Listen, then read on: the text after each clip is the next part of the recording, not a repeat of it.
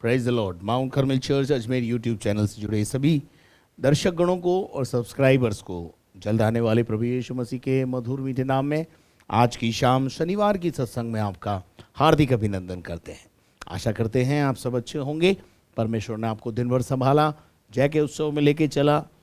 आइए हम मिलकर इस सत्संग को आरंभ करें। आरंभिक प्रार्थना में अपने सरों को झुकाएं।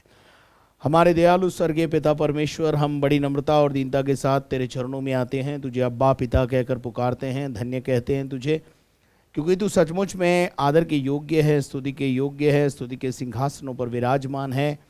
और प्रभु, जब हम तेरी आराधना करते हैं तो हमारे मध्य में उपस्थित होता है। तेरा धन्यवाद करते हैं। तेरा वायदा है, जहाँ 2 या 3 मेरे नाम से इकट्ठे होते हैं उनके बीच में होता हूँ। प्रभु, आज शाम हम तेरी उपस्थिति को महसूस करते हैं। हमारे अपने सब लोग हम अपने अपने घरों में हैं, दूर हैं एक दूसरे से, लेकिन हम मिलकर तेरी आराधना करना चाहते हैं और तेरे वचन में से कुछ सुनना और समझना चाहते हैं प्यारे परमेश्वर। और उसके बाद हम बहुत सारे लोगों के लिए प्रार्थना करना चाहते हैं, ताकि वो प्रभु जी अपने अपने मन में शांति पाएँ, खुशी पाएँ, आनंद पाएँ और कोई भी अंधकार की शक्ति उन पर प्रबल न होने पाए। धन्यवाद करते तूने हमारी प्रार्थना को सुना है। सब कुछ यीशु मसीह के नाम से मांगते हैं, आमीन। Praise the Lord. ये समय होगा मेरे और आपके लिए कि हम मिलकर प्रभु की कुछ देर आराधना करेंगे। और जब हम आराधना करते हैं तो ब्रदर एनोश, पास्टर एनोश और उनकी टीम हमारे साथ होगी और वो मिलकर हमें प्रभु की आराधना में ले जाएंगे।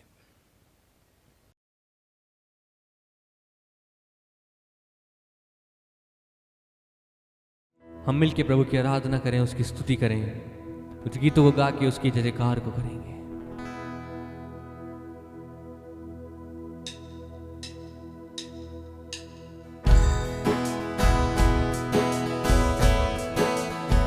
ओ जय जय होवे यीशु तेरी,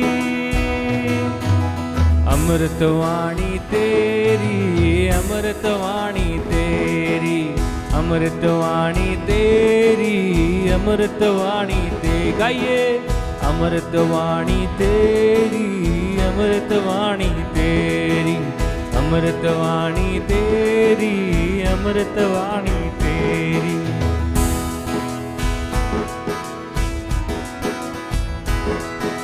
जय जय यीशु जय जय हो, जय जय यीशु जय जय हो, जय जय यीशु जय जय हो, जय जय यीशु जय जय हो, जय जय यीशु जय जय हो, जय जय यीशु जय जय हो, जय जय यीशु जय जय हो, जय जय यीशु जय जय हो। अमृतवाणी तेरी, अमृतवाणी तेरी, अमृतवाणी तेरी, अमृतवाणी तेरी।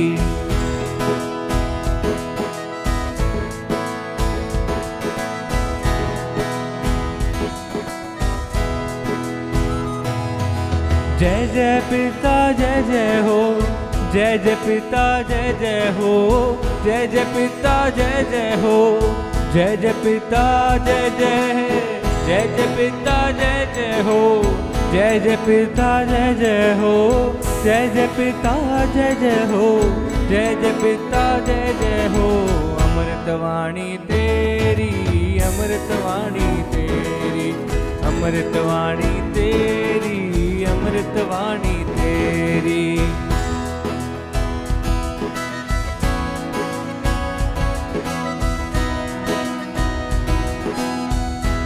जय जय आत्मा, जय जय आत्मा जय जय हो, जय जय आत्मा जय जय हो, जय जय आत्मा जय जय हो, जय जय आत्मा जय जय हो, जय जय आत्मा जय जय हो, जय जय आत्मा जय जय हो, जय जय आत्मा जय जय हो, जय जय आत्मा जय जय हो।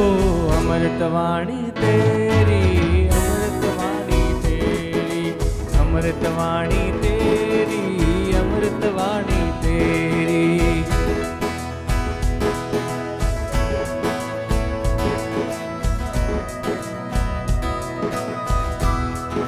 जय जय यीशु, जय जय यीशु जय जय हो, जय जय यीशु जय जय हो, जय जय यीशु जय जय हो, जय जय यीशु जय जय हो, जय जय यीशु जय जय हो, जय जय यीशु। भक्ति करे प्रभु की, जय जय यीशु जय जय हो, जय जय यीशु जय जय हो।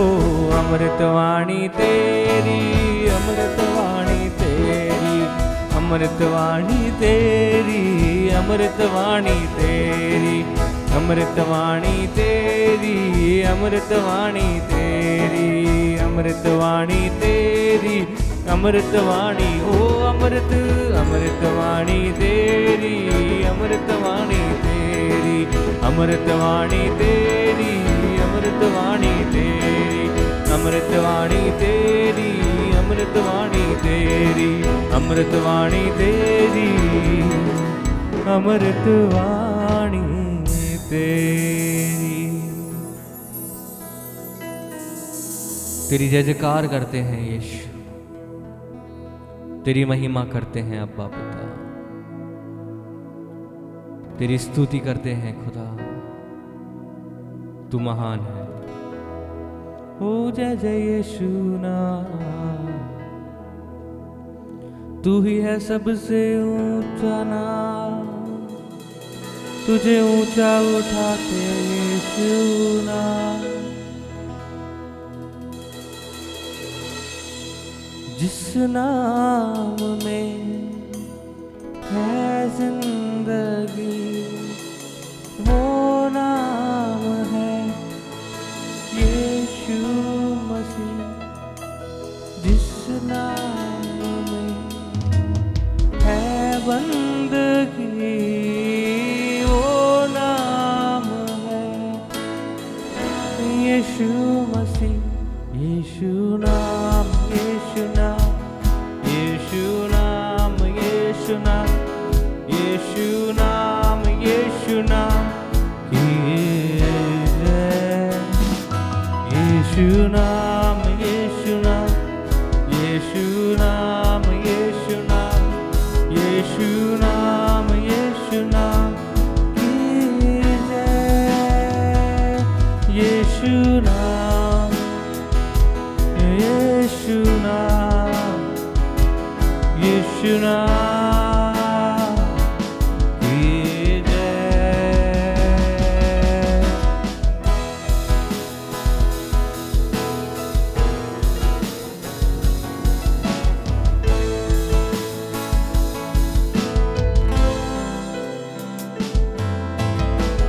हाथों को उठा के आराधना करें प्रभु की।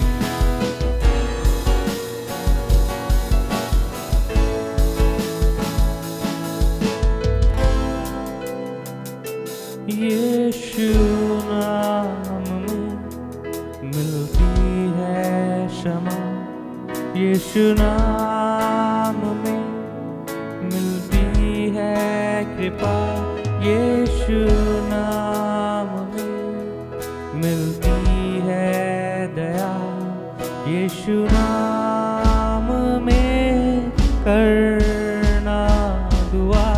यीशु नाम, यीशु नाम, यीशु नाम, यीशु नाम,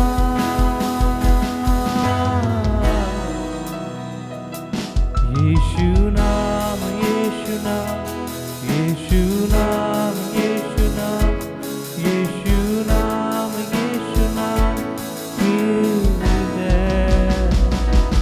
यीशु नाम, यीशु नाम, यीशु नाम, यीशु नाम, यीशु नाम, यीशु नाम रमशांतन नमस्ते करे बाबा। यीशु नाम, यीशु नाम, यीशु नाम, यीशु नाम, यीशु नाम, यीशु नाम की जय। हालेलुया। यीशु नाम, यीशु नाम, ओ मीठा नाम यीशु नाम, हाँ सच्चा नाम यीशु नाम की जय।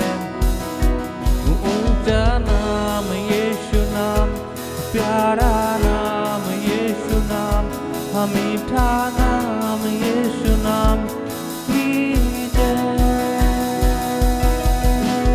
जय यीशु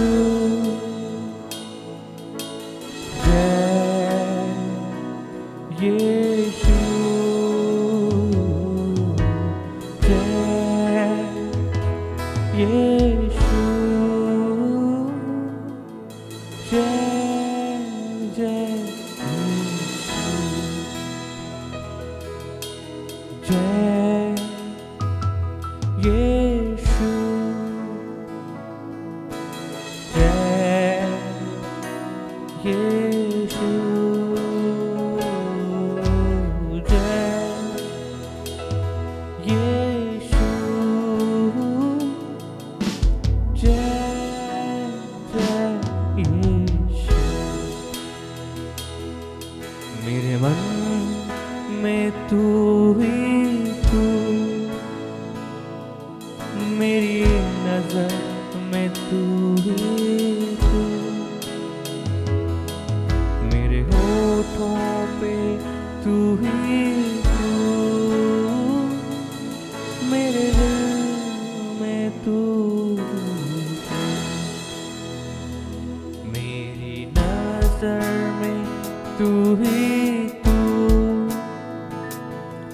मेरे दिल में तू ही तू,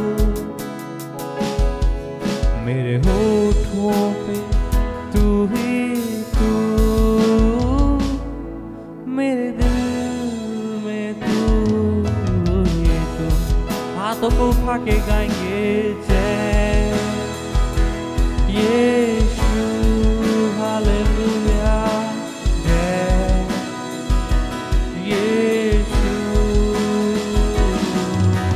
जय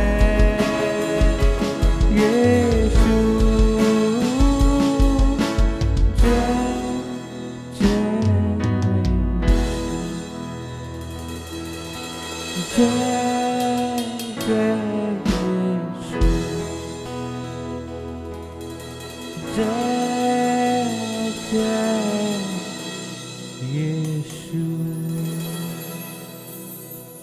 मेरी नज़र में, मेरे होठों पे, मेरी बातों पे, मेरे दिल में केवल तू।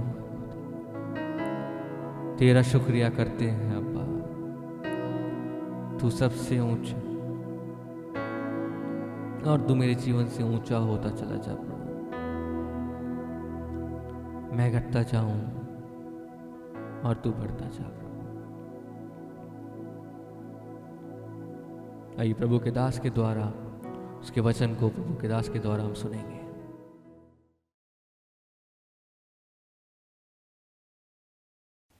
Praise the Lord.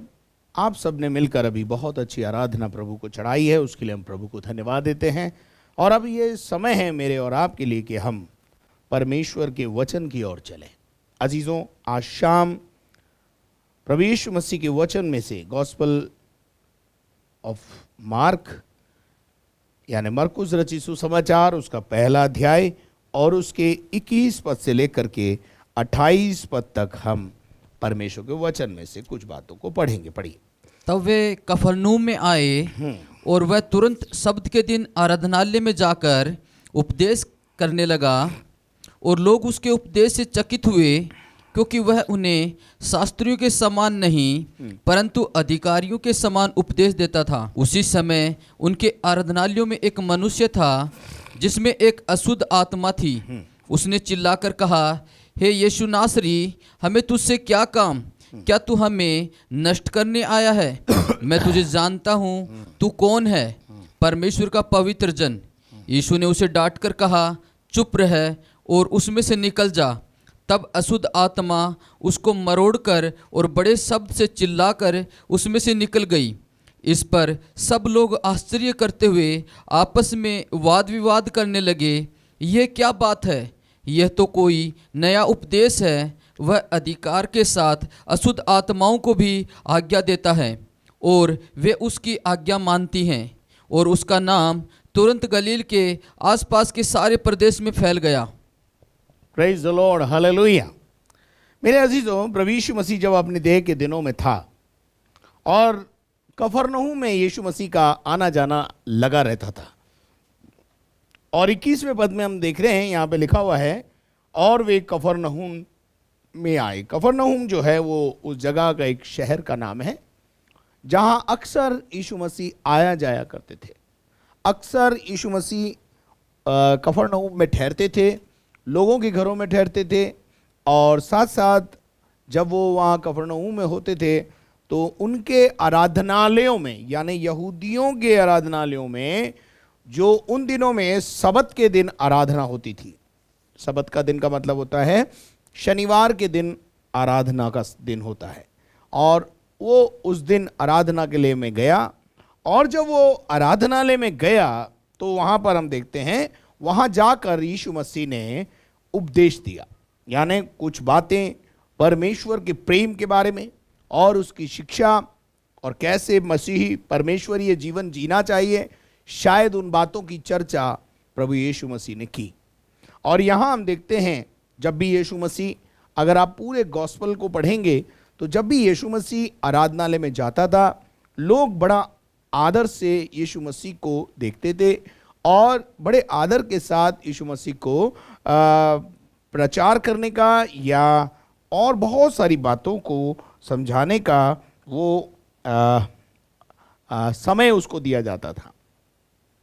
और यहाँ पर भी हम देखते हैं कि जब यीशु मसीह कफरनहूम में आया तो उसे उपदेश के लिए बोला गया और वो उपदेश दे रहा था।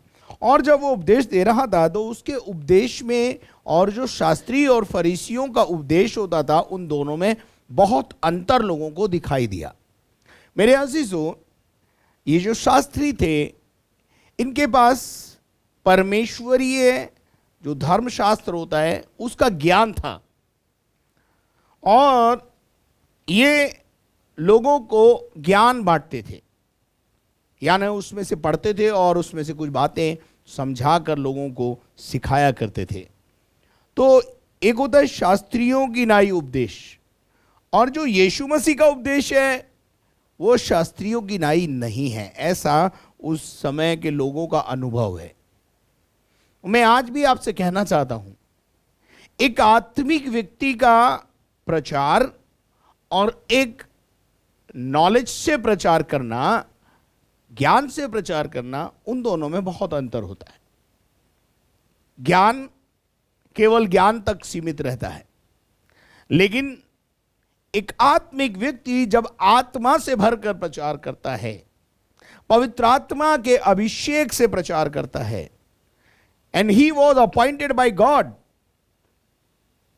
तब उसके संदेश में ना केवल गूढ़ बातें होती हैं परंतु उसके संदेश में अधिकार, पावर एंड अथॉरिटी दिखाई देती है, अधिकार और सामर्थ दिखाई देती है।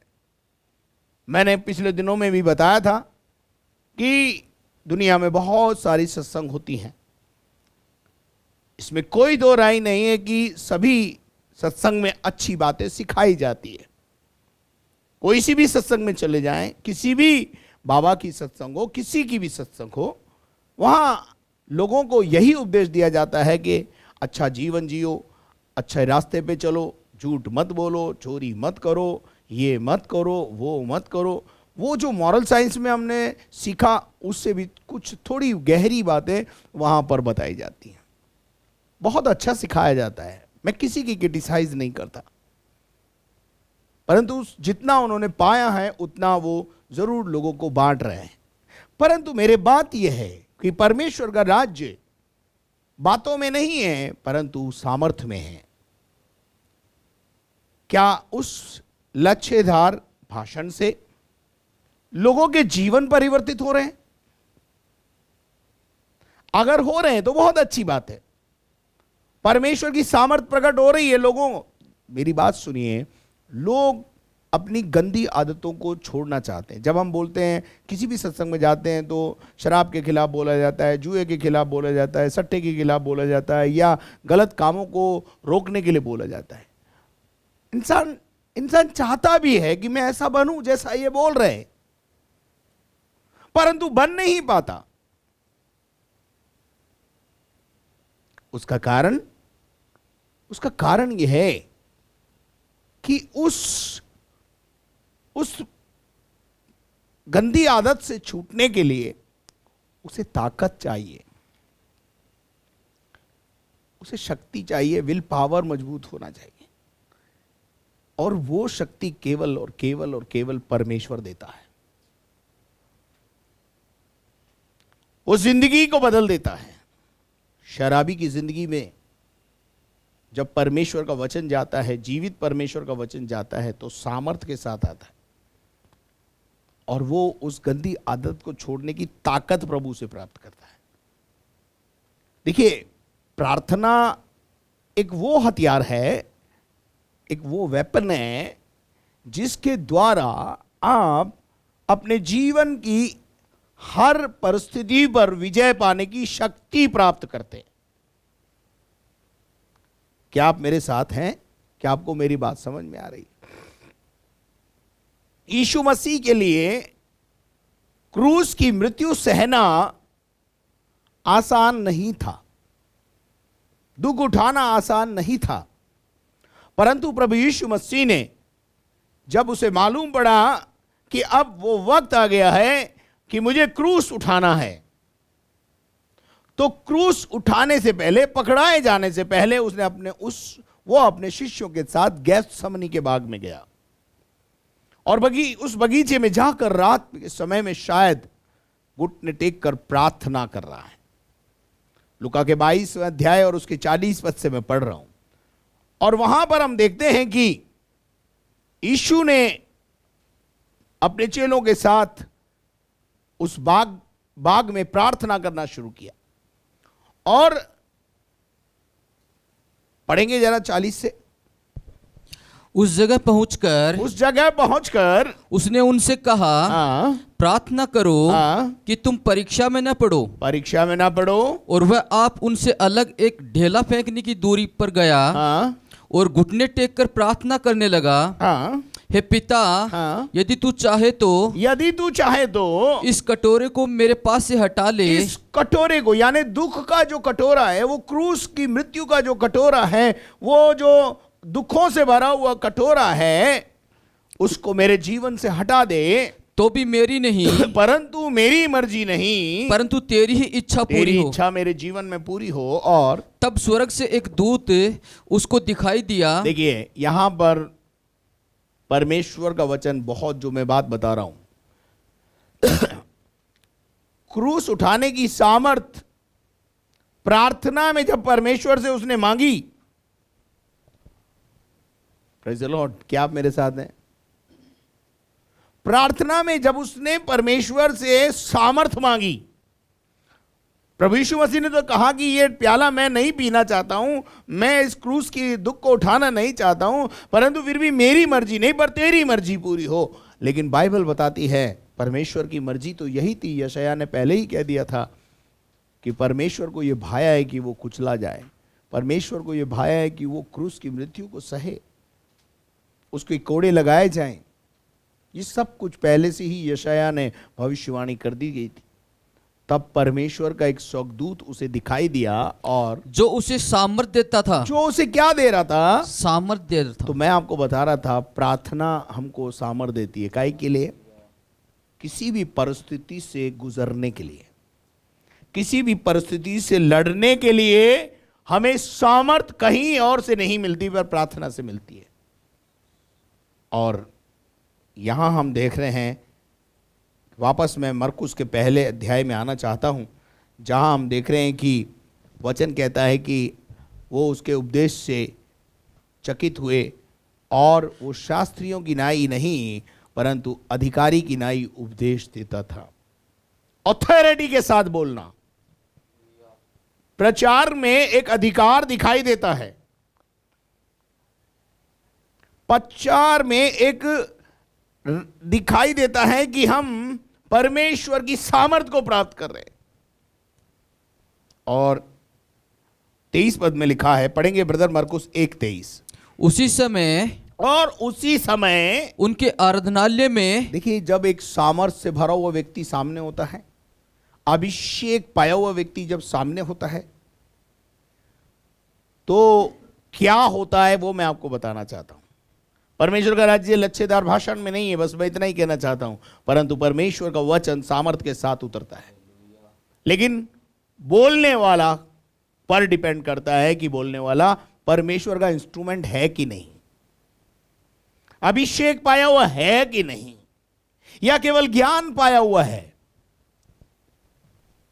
ज्ञान तो बहुत है लोगों को, लेकिन क्या वो ज्ञान काम आ रहा है?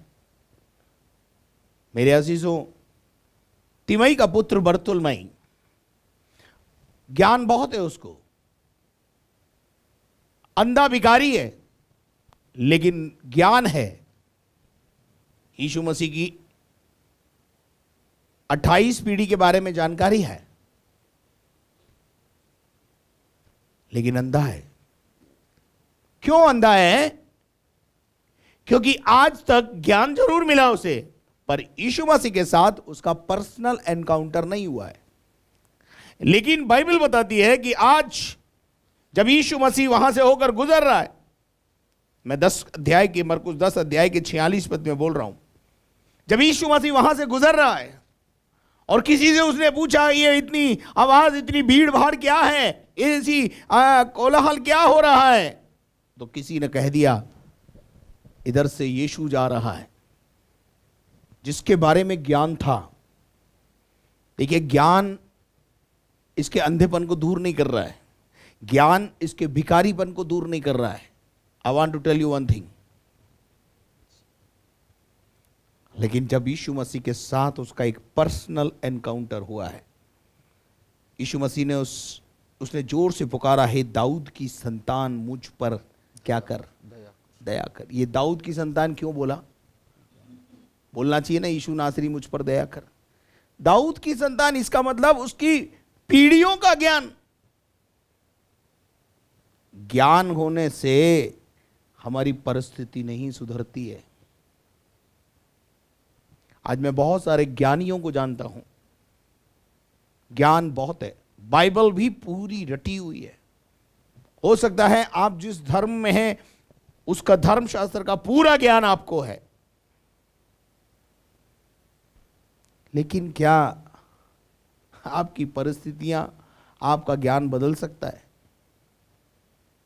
जब तक कि परमेश्वर की सामर्थ और परमेश्वर के साथ एक एनकाउंटर ना हो। यहां हम एक मरकुस के पहले अध्याय में एक व्यक्ति को देख रहे हैं जिसमें, जो सभा के घर में एक मनुष्य था।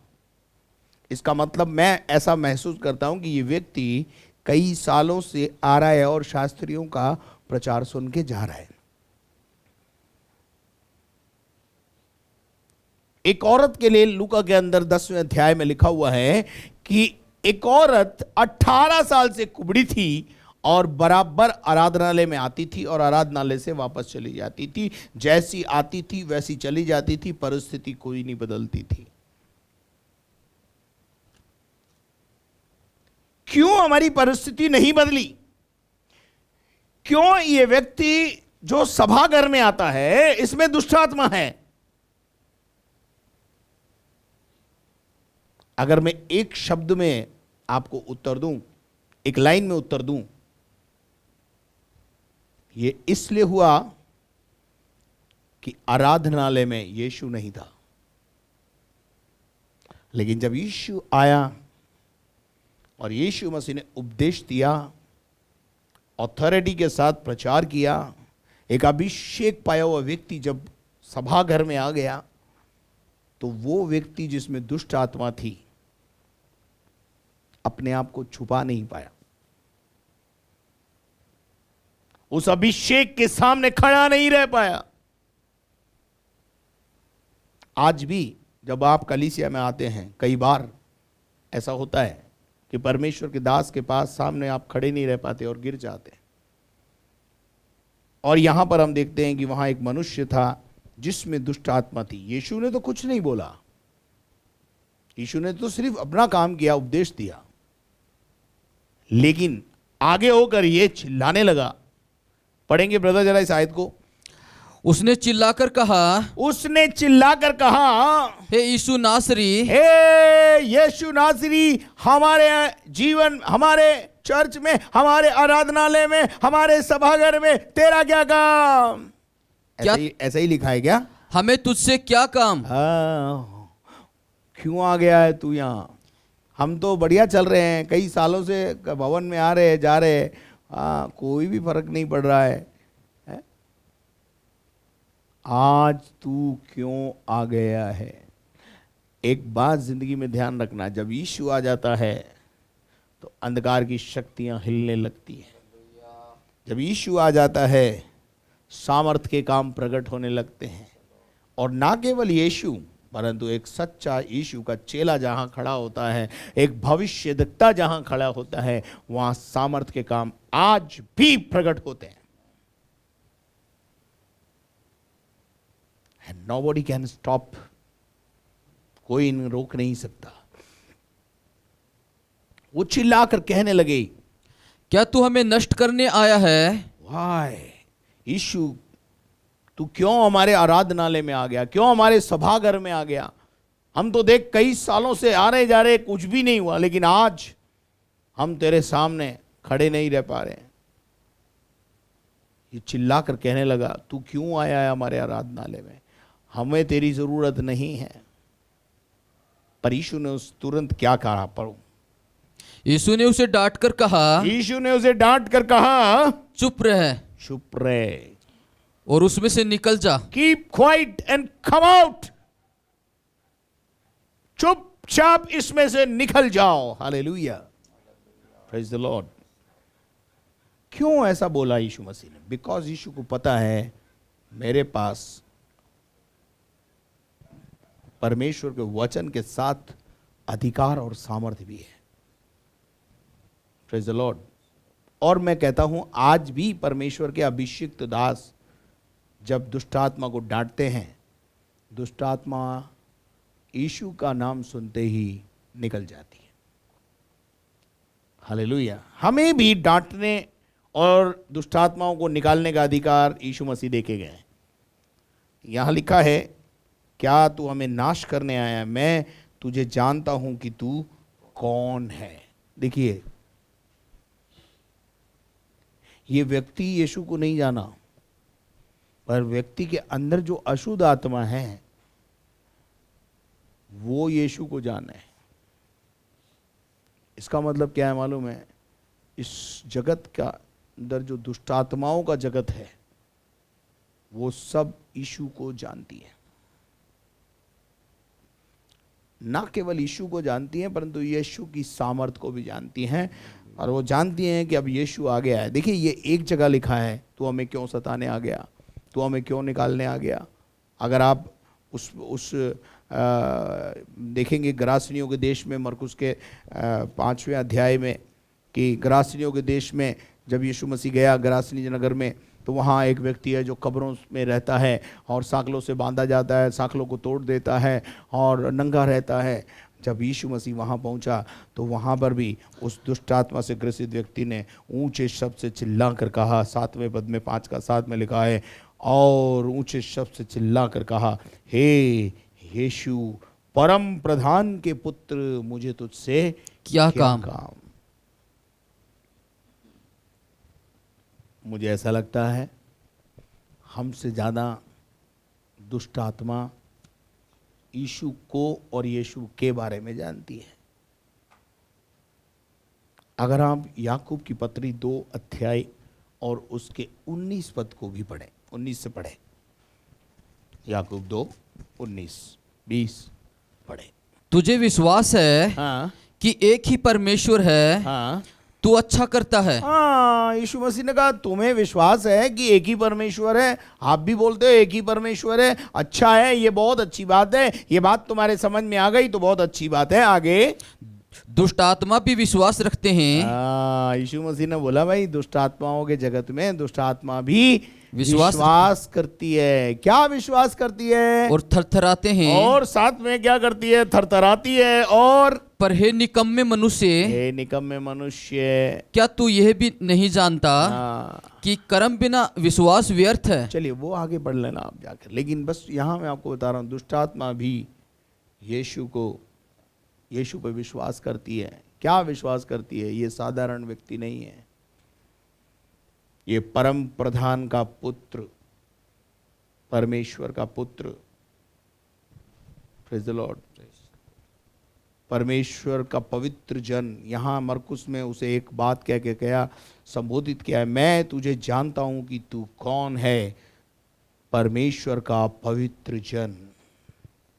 और यीशु ने 25 पद को पढ़ेंगे ब्रदर। यीशु ने उसे डांट कर कहा, यीशु ने उसे डांट कर कहा, चुप रह, चुप रहे और उसमें से निकल जा। और तब अशुद्ध आत्मा अशुद्ध आत्मा उसको मरोड़कर उसे मरोड़कर और बड़े शब्द से चिल्लाकर बड़े शब्द से चिल्लाकर उसमें से निकल गई। उसमें से निकल गई। आज से पहले डिलीवरेंस क्यों नहीं हुआ? क्या ये व्यक्ति उसी दिन पहली बार आराधनालय में आया था? क्या ऐसा अनुभव उस सभा घर में आने वाले लोगों को पहले भी कभी हुआ है?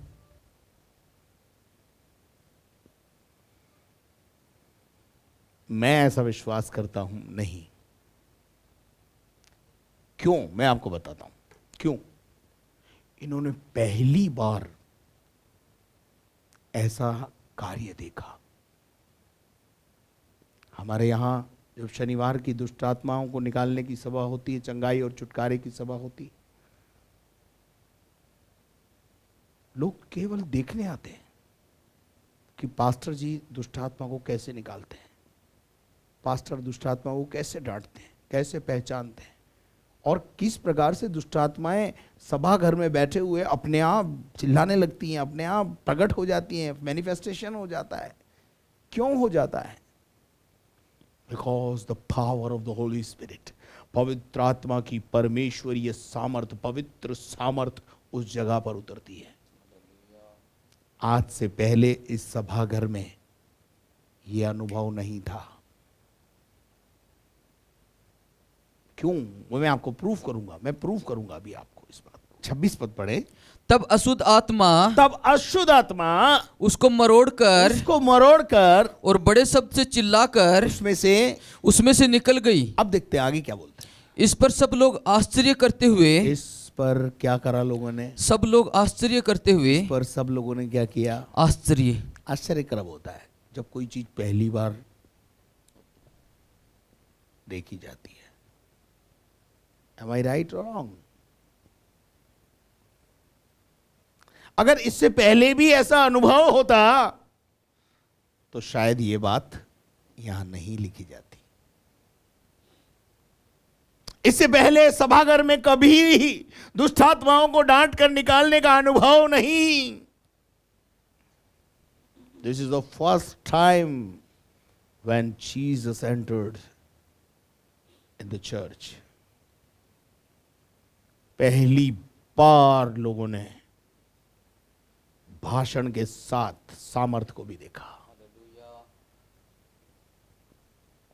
उपदेश के साथ अधिकार का इस्तेमाल करते हुए एक व्यक्ति को देखा जिसका नाम यीशु है। तिमई के पुत्र बरतुलमई का 28 पीढ़ी का ज्ञान, 42 पीढ़ी का ज्ञान धरा रह गया और वो भीख मांगने की परिस्थिति में है, अंधा है। लेकिन एक दिन यीशु वहां से बाईपास हो रहा है और यीशु मसीह के पास, यीशु से उसने जोर से चिल्ला कर कहा, हे दाऊद की संतान मुझ पर दया कर, हे दाऊद की संतान मुझ पर दया कर। लोग उसे बोलने लगे चुप, पर वो और जोर से चिल्लाने लगा, आज मौका मिला है, छोड़ूंगा नहीं। आज एनकाउंटर का समय आया है, छोड़ूंगा नहीं। और वो जब जोर से चिल्लाने लगा तो लोग की तो छोड़ो, यीशु रुक गया। यीशु ने उससे रुक कर कहा, उसे मेरे पास लाओ। और लोगों ने जाकर उससे कहा, उठ, वो तुझे बुलाता है। For what? क्यों बुलाता है? ज्ञान से बढ़कर आज उसके जीवन में कुछ करना चाहता है। उसका ज्ञान उसकी परिस्थितियों को नहीं बदल पाया। ज्ञान तो है, लेकिन अंधे भिखारी की नाई बैठकर भीख मांगना उसकी परिस्थिति है। बट टुडे यीशु के पास जब उसे लाया गया, यीशु ने उससे पूछा, तू क्या चाहता है कि मैं करूं, तेरे लिए करूं? हे प्रभु, बस मेरी आंखें खोल दे, ताकि मेरी परिस्थितियां बदल जाए। और यीशु ने उससे कहा, तेरे विश्वास के मुताबिक यीशु ने उससे कहा, हाँ, चला जा, चला जा, तेरे विश्वास ने तुझे चंगा कर दिया है। तेरे विश्वास ने तुझे क्या कर दिया है? चंगा कर दिया है। मेरे अजीजों, यहां एनकाउंटर ने उसको, और क्या लिखा है आगे? वह तुरंत देखने लगा, और वो तुरंत परिस्थिति बदल गई। बाइबल बताती है वो कपड़ा फेंक कर आया था। ये उसका विश्वास था। क्या विश्वास था? कि दोबारा मुझे इस कपड़े पर बैठना नहीं पड़ेगा। अब आगे को मैं भिखारी का जीवन नहीं जीऊंगा। I am not beggar, I am going to become a son of God. अब मैं परमेश्वर का बेटा बनने जा रहा हूं। क्या आज शाम आप भी अपने जीवन में उन चीजों को फेंकने के लिए तैयार हैं जिसे प्रभु पसंद नहीं करता? प्रभु आपके जीवन में भिखारीपन को नहीं लाना चाहता है, गरीबी और बेरोजगारी नहीं लाना चाहता है। प्रभु आपके जीवन में उन्नति लाना चाहता है, प्रॉस्पेरिटी लाना चाहता है, समृद्धि लाना चाहता है। और मरकुस के वापस पहले अध्याय में वापस लाना चाहता हूं। और इस पर सब लोग आश्चर्य करने लगे। क्या लिखा है? इस पर सब लोग आश्चर्य करते हुए, इस पर सब लोग आश्चर्य करते हुए आपस में वाद विवाद करने लगे। आपस में वाद विवाद करने लगे। ये क्या बात है? ये क्या बात है? आज से पहले कभी इस व्यक्ति में कोई इस प्रकार का प्रकटीकरण नहीं हुआ, मैनिफेस्टेशन नहीं हुआ। अरे हर संडे, हर शनिवार के दिन, सब्त के दिन ये तो बराबर आता है, और शास्त्री और फरीसी तो बराबर प्रचार करते हैं। सब कुछ अच्छा ही तो चल रहा था, लेकिन आज क्या हो गया है? आज यीशु आ गया है। हालेलुया। एक अभिषिक्त परमेश्वर का जन आ गया है। परमेश्वर का राज्य बातों में नहीं है, सामर्थ्य में। क्या आप मेरे साथ हैं? और ये तो कोई नया उपदेश है। ये तो क्या दिखता है भाई? ये तो कोई नई चीज है, नया। Praise the Lord, something new. जब यीशु आता है तो नया करता है। यीशु पुराना हटा देता है, नया बना देता है, हमारी परिस्थितियों को नया कर देता है, पुरानी बदल देता है। और लिखा है यह तो कोई नया उपदेश है, और वह अधिकार के साथ, वो अधिकार के साथ, अब ध्यान से सुनिए, अधिकार के साथ और अशुद्ध आत्माओं को भी आज्ञा देता है। अरे आज से पहले सभाघर में ऐसा अनुभव कभी नहीं हुआ है। आपके परिवार में हो सकता है आज से पहले ऐसा अनुभव कभी नहीं हुआ हो सकता है आज तक तिमई के पुत्र बर्तुलमई के पास बहुत सारे शास्त्री और फरीसी आए और उन्होंने इसको पाठ पढ़ाया, शिक्षा दी, ज्ञान दिया, लेकिन चमत्कार, सामर्थ के काम एनकाउंटर से जाते हैं। आज शाम मेरा एक संदेश आपको यह है, क्या आपका यीशु मसीह के साथ एक पर्सनल एनकाउंटर हुआ है? क्या आपकी यीशु मसीह से सभाघर में पर्सनल मुलाकात हुई है? हो सकता है आप हमारे आराधनालय में भी कई सालों से आए होंगे, आए और वैसे ही चले गए। आपको जरूरत है कि स्पर्श की, आपको जरूरत है एक पर्सनल एनकाउंटर की। आज शाम प्रभु आपको छूना चाहता है, एक पर्सनल एनकाउंटर आपकी दुष्ट आत्माओं को बाहर कर देगा, आपकी परिस्थितियों को बदल देगा। पर्सनल एनकाउंटर, व्यक्तिगत रूप से यीशु मसीह को जानना। पर्सनल एनकाउंटर का मतलब होता है व्यक्तिगत यीशु से मुलाकात। आज से पहले सभाघर में कभी ऐसा काम नहीं हुआ। तो क्या हुआ? और वो अशुद्ध आत्माओं को आज्ञा देता है और वे आज्ञा मानती हैं। हमने कभी नहीं देखा। व्हाट ए वंडरफुल एक्सपीरियंस, कितना अद्भुत अनुभव। आप जब प्रभु के भवन में आते हैं, परमेश्वर छूता है,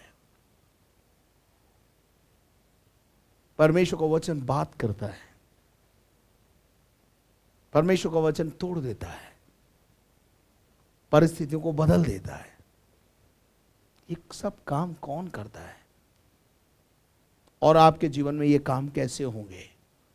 पर्सनल मुलाकात, व्यक्तिगत मुलाकात।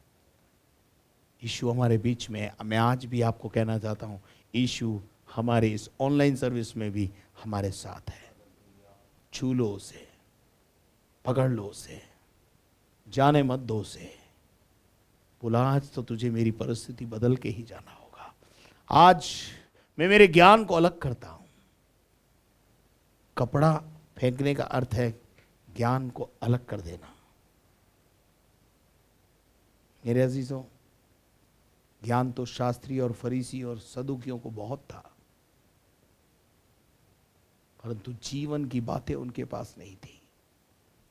आश्चर्य कर्मों के साथ, सामर्थ के साथ वो कभी इस सेवा को नहीं करते थे। परंतु जब यीशु मसीह आया, यीशु मसीह ने खुद इस परमेश्वरीय सामर्थ का इस्तेमाल किया और उसके बाद ना केवल खुद किया लेकिन शिष्यों को भी सिखाया। एंड आफ्टर 3 years हम देखते हैं कि शिष्य भी भरपूरी से चमत्कार करने लगे। और ना केवल शिष्यों के साथ ये कहानी खत्म हो गई है, आज की तारीख में भी यीशु मसीह जहां होता है वहां चमत्कार होता है। Praise the Lord. क्या आप मेरे साथ हैं? और बाइबल बताती है 28 पद में लिखा हुआ है, सो उसका नाम तुरंत गलील के आसपास के सारे देश में फैल गया। आज भी दुष्ट आत्माएं निकाली जाती हैं, बीमार चंगे होते हैं। मेरे अजीजों, मैं आपको बताना चाहता हूं, ये क्या बात है कि दुष्ट आत्माएं इसका कहना मानती है। एक और जगह मैं आपको बताना चाहता हूं, जब प्रभु यीशु मसीह उस आंधी और तूफान में फंसे हुए थे। पढ़ेंगे लूका का 8 अध्याय और उसके 25 और 26 पद को। 24, 25, 26 पढ़, 24, 25 पढ़ दीजिए बस। तब उन्होंने पास आकर उसे जगाया और कहा, स्वामी स्वामी, हम नाश हुए जाते हैं। हम नाश हुए जाते हैं। तब उसने उठकर आंधी को और पानी की लहरों को डांटा और वे थम गए और वे और चैन हो गया। चैन हो गया। और तब उसने उनसे कहा, तुम्हारा विश्वास कहाँ था? पर वे डर गए और अचंभित होकर आपस में कहने लगे। यीशु मसीह ने ये जो काम किया ना, लहरों को डांट दिया, पानी को थमा दिया, आंधी को थमा दिया, ऐसा एक्सपीरियंस चेलों को पहले नहीं था। ये कौन है? ये कौन है जो आंधी और पानी को भी आज्ञा देता है? ये कौन है भाई? हमने तो इसको 5,000 लोगों को रोटी खिलाते देखा है, 4,000 लोगों को रोटी खिलाते देखा है, पर आंधी और पानी भी इसका कहना मानते हैं, ये आज हम पहली बार देख रहे हैं।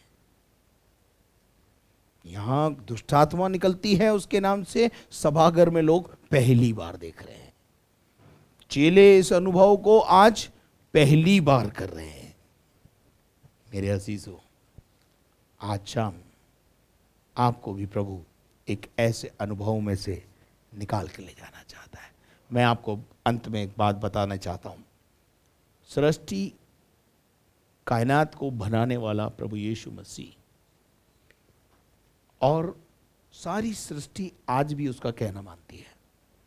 सूरज, चांद, तारे, पेड़ पौधे, जीव जंतु, जंगली जानवर, सब, वन पशु। आपको पता है, बाइबल में एक बहुत अच्छी बात मैं पढ़ रहा था और मुझे बहुत अच्छी लगी। जंगल में मरकुस का 1 अध्याय और उसके 13 पद को पढ़ें। जंगल में 40 दिन, जंगल में यीशु मसीह 40 दिन तक शैतान ने उसकी परीक्षा की और वह वन पशुओं के साथ रहा। किसके साथ रहा? वन पशुओं के साथ रहा। किसके साथ रहा? वन पशुओं के, जंगली जानवरों के बीच में। इसका मतलब क्या है मालूम है? जंगली जानवरों के बीच में कौन रहा? यीशु मसीह। इसका मतलब किसी भी जानवर ने यीशु मसीह को हानि नहीं पहुंचाई। क्यों? वो अपने क्रिएटर को जानते हैं। आग उसका कहना मानती है, पानी उसका कहना मानता है, लहरें उसका कहना मानती हैं, आंधी और तूफान उसका कहना मानते हैं, तारे उसका कहना मानते हैं, स्वर्गदूत उसका कहना मानते हैं। एक सृष्टि की हर एक कण कण जो है वो सब उसका कहना मानते हैं, लेकिन मनुष्य ही एक ऐसा प्राणी है जो उसका कहना नहीं मानता।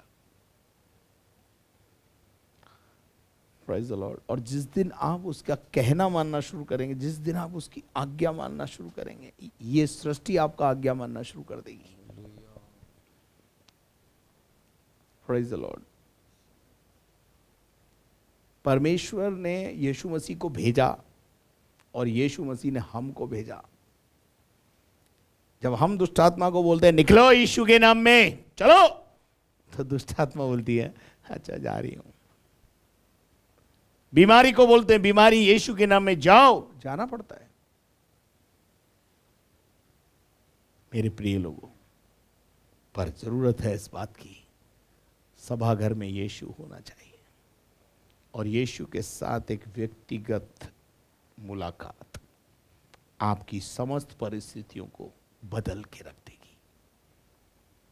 आज केवल मेरा विषय यही है कि आपका यीशु मसीह के साथ आपका घर एक सभाघर में बदल जाए।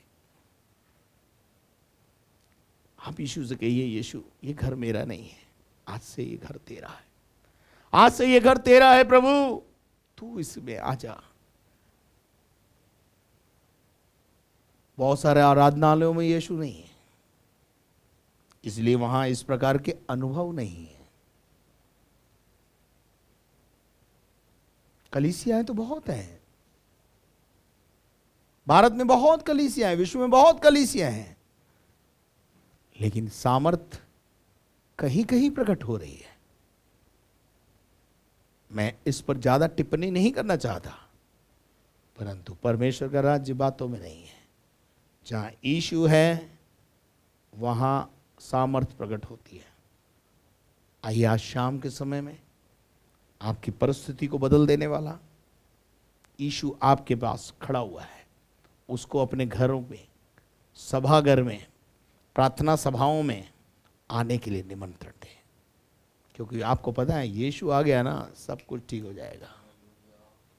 हालेलुया। आइए हम अपनी आंखों को बंद करें, प्रार्थना करें। हमारे जीवित और महान परमेश्वर, जितने घरों में दुष्ट आत्माओं का वास है, अब भी इसी समय यीशु की सामर्थ जगह ले ले। चलो यीशु के नाम में छोड़ो यीशु के नाम में। अगर कोई बीमार है तो चंगा कर प्रभु, अशांत मन है तो शांति दे प्रभु जी, खुशियों का जीवन दे, शांति का जीवन दे, बदल दे परिस्थितियां प्रभु जी। प्यारे खुदावन प्रभु जी, सड़क पर बैठकर भीख मांगता हुआ ये भिखारी ज्ञान से भरा हुआ है लेकिन सामर्थ नहीं है। शास्त्री और फरीसियों ने इसे बहुत ज्ञान दिया, परंतु वो सामर्थ उनके द्वारा नहीं निकली। प्यारे परमेश्वर हमारी मदद कर। आज जिनके जन्मदिन है मैं यीशु के नाम में उनको आशीष कहता हूँ, जिनकी आज मैरिज एनिवर्सरी उनको भी यीशु के नाम में आशीष कहता हूँ। जो बीमार हैं उनको चंगा कर दे प्रभु जी। कल तेरा पाक पवित्र दिन है प्रभु। प्यारे खुदावन प्रभु जी, जल्द से ऐसा कर कि कलीसियाएं खुल जाए पूरी रीति से प्रभु जी, ओपन हो जाए, जहां बच्चे बड़े बुजुर्ग सब आकर तेरी आराधना कर सकें। शनिवार की भीड़ भी प्रभु जी जो इंतजार कर रही है कि कब प्रभु का भवन खुलेगा और हम परमेश्वर के भवन में जाएंगे और आराधना करेंगे, ऐसा होने दे खुदा। हम घटे तू बढ़े, ही हमारे जीवन की इच्छा अभिलाषा है। सारी महिमा तुझे देते हुए प्रार्थना को यीशु मसीह के नाम से मांगते हैं, आमीन। और अब हमारे खुदावंद यीशु मसीह का फजल, खुदा बाप की मोहब्बत, पाक रूह की रिफाकत और शराकत अब से लेकर हमेशा तक हम सबों के साथ हमेशा तक होती रहे। और हम सब बोले आमीन। Praise the Lord. मेरे प्रिय भाई बहनों, यदि आपने हमारे चैनल को सब्सक्राइब नहीं किया तो जल्दी से पहले सब्सक्राइब करें, बेल आइकन को दबाएं। अगर आप आशीष पा रहे हैं तो शेयर करें, लोगों को लाइक करें। प्रार्थना टावर के नंबर स्क्रीन पर हैं। यदि आप प्रार्थना चाहते हैं तो आप स्क्रीन पर लिखे फ़ोन नंबर्स को इस्तेमाल करें। और यदि आप मुझसे व्यक्तिगत मिलना चाहते हैं, फ़ोन करें। इन प्रेयर टावर्स के नंबर्स पर फ़ोन करके अपॉइंटमेंट लेकर आप मुझसे मिल सकते हैं। और यदि आप जैसे भवन निर्माण का कार्य प्रगति पर है, यदि आपने अपने कमिटमेंट्स किए हैं तो प्लीज़ उन कमिटमेंट्स को याद करें, उनको पूरा करें, ताकि भवन निर्माण के कार्य में प्रगति हो जाए, जल्द से वो पूरा हो जाए। और साथ में हमारे बैंक अकाउंट की डिटेल स्क्रीन पर है, आप उसका इस्तेमाल करें। Thank you very much and may God bless you. अगले शनिवार फिर सत्संग में मुलाकात करेंगे। तब तक के लिए घर में रहें, सुरक्षित रहें।